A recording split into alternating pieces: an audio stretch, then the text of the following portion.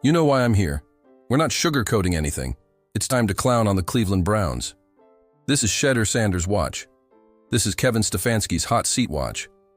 And right now, we're rewatching Dillon Gabriel, the Hawaiian cannon himself, toss hospital balls like it. It's a highlight reel for safeties in the back of the end zone. Man, you know Cleveland gonna amp it up. At this point, I'm not sure what Stefanski is doing. We're making fun of the Browns. We're reacting to the news.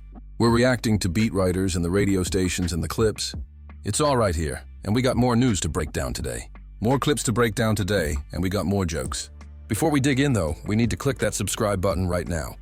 Join this journey with me of making fun of the Cleveland Browns every single day until they make the change of quarterback. That's pretty much what we're doing. Whatever quarterback it is, it could be throw God off Twitter for all I care. Dillon Gabriel, ain't it?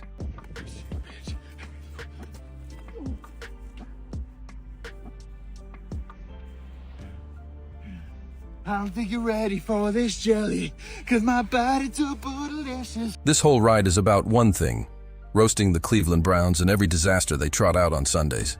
Week after week, it's the same circus, just a new clown act. So hit that subscribe button and stop missing the chaos. Because breaking news just dropped. Kevin Stefanski isn't calling plays anymore. Yeah, you heard that right. We talk about, it's never about one person. So whether it's you're talking about a player or a coach, it's not about one person. But obviously, I think Tommy's going to be himself, and that's what I'm asking him to do. And I'll be there every step of the way to help him in any way I can, like you should with any play caller. But bottom line is he understands what we need to do, which is stay on the field and score some points. And will he be? The big question lighting up every Cleveland radio station today. How is Shedeur Sanders going to look if he actually gets snaps against the Jets? That's the talk of the town right now. No full-speed reps with the ones, barely any real rhythm since that back issue kept him out. And today? Same story. Still sidelined. Still waiting for that first real shot to prove he belongs. Gotta get ready. Big ready. Big ready. You heard him. Shedeur on live stream, confidently dropping those two simple words. And the internet. Lost. It's mine. The same fans who've been told he's not ready. He needs development.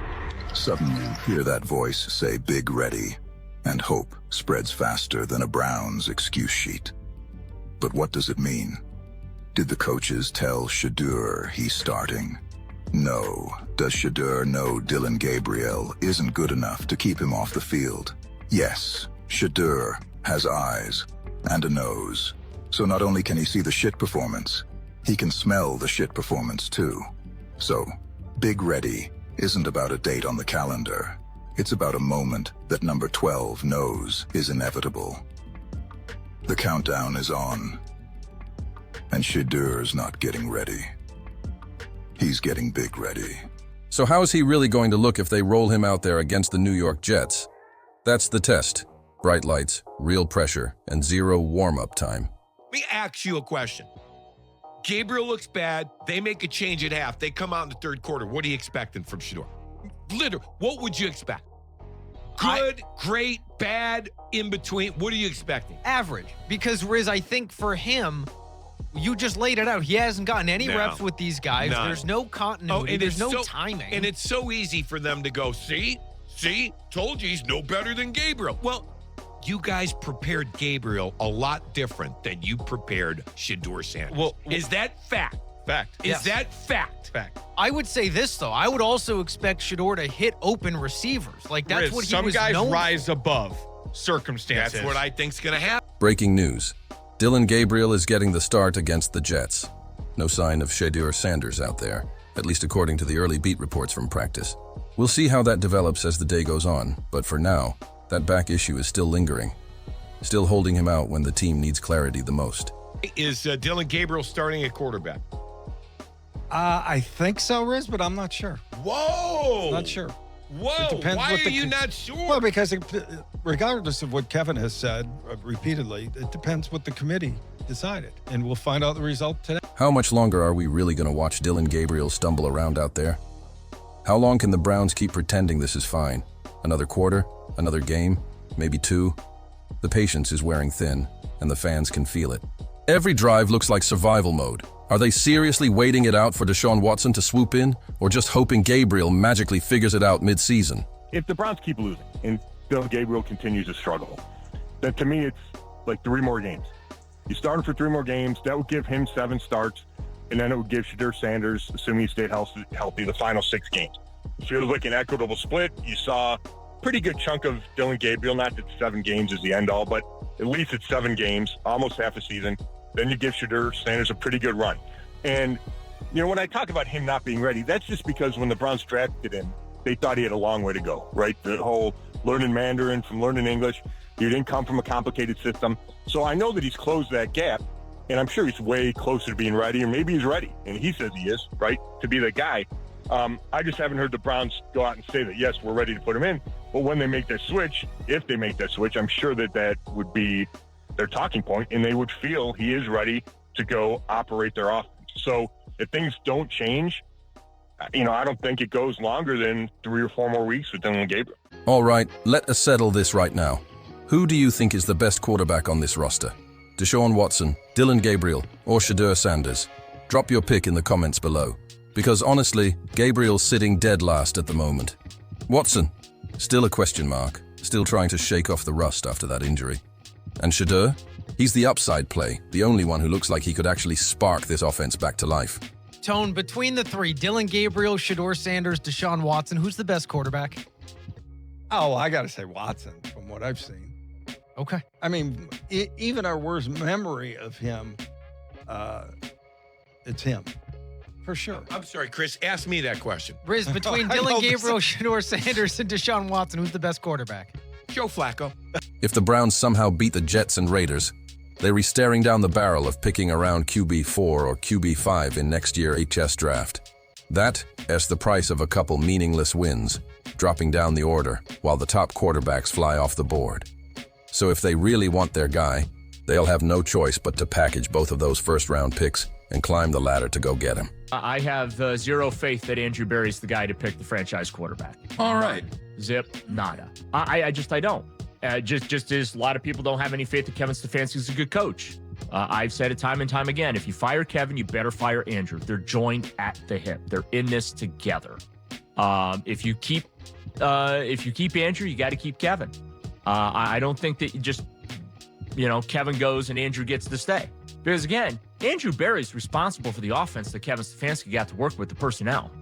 Okay, Cedric Tillman comes back, but you've got national analysts on game broadcasts making fun of the fact that your wide receiver core is full of a bunch of short guys that can't catch footballs.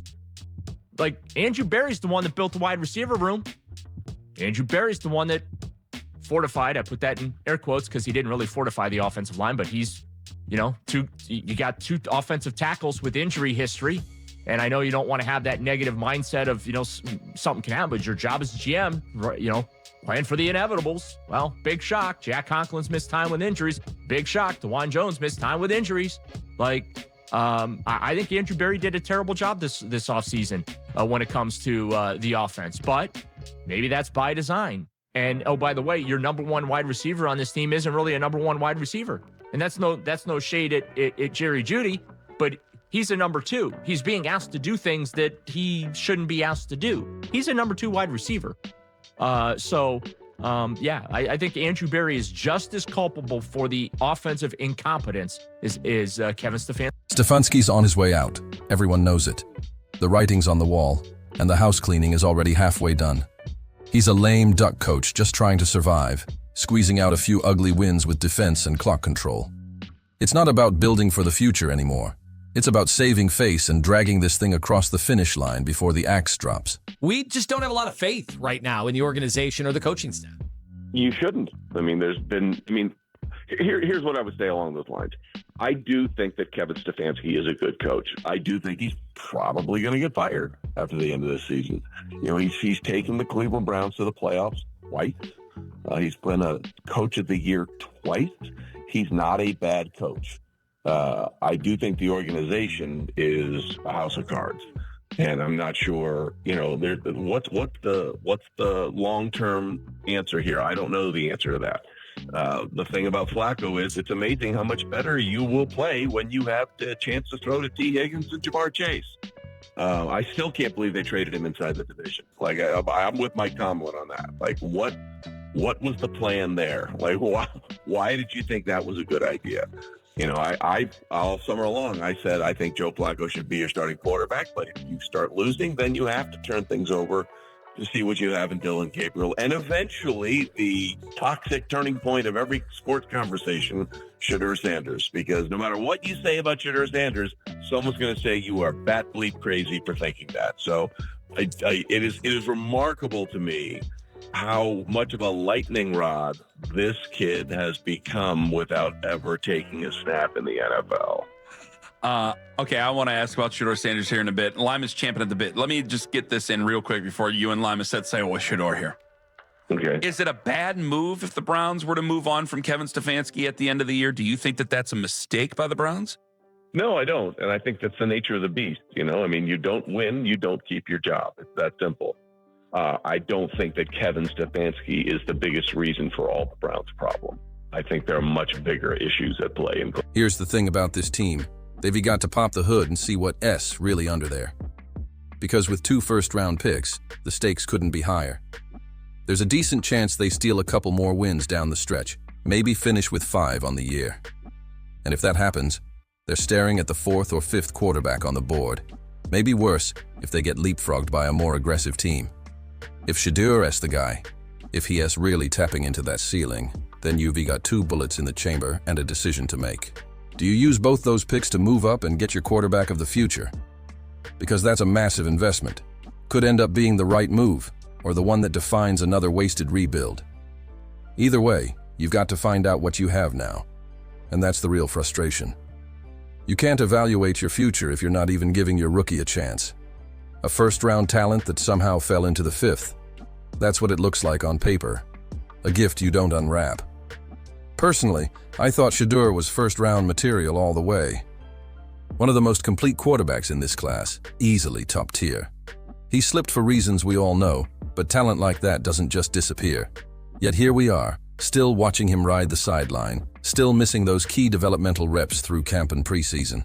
Now you've got 2 first-rounders sitting in your back pocket, and if you win a few more, the Jets game especially, it complicates everything. That game's winnable. The defense alone could carry it. They could score 0 on offense and still pull it off because that unit is that good. Same with the Raiders. If the defense dominates and limits Brock Bowers, that's 2 more wins right there. And suddenly you're staring at QB3, QB4, or even QB5 territory in next year's draft. Which means if you fall in love with another quarterback, you're burning those first-rounders just to move up. Either way, the clock's ticking. You've got to find out if Shedeur is the real deal before this front office gambles it all. And that's the real problem. You're not even seeing what you've got in your quarterback. You're not exploring the upside, not testing the accuracy downfield, not finding out what he can really do inside the pocket when the pressure's on.